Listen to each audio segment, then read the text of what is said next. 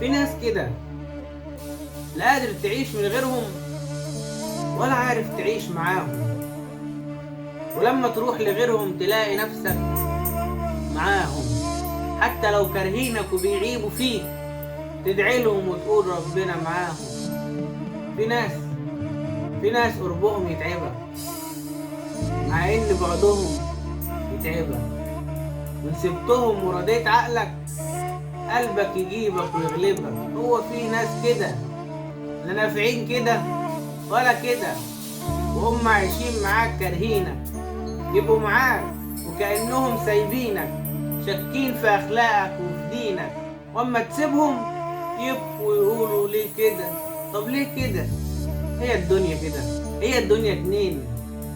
لو حد يقدر يعيش لوحده كان آدم عاش، لا كانت جت ستنا حواء ولا كنا سيبنا الجنة ببلاش. عيش يوم يومين قول أنا جامد متين، هعيش من غير بني آدمين، وبقابلني لو كملت لو استحملت كان حد غيرك عاش.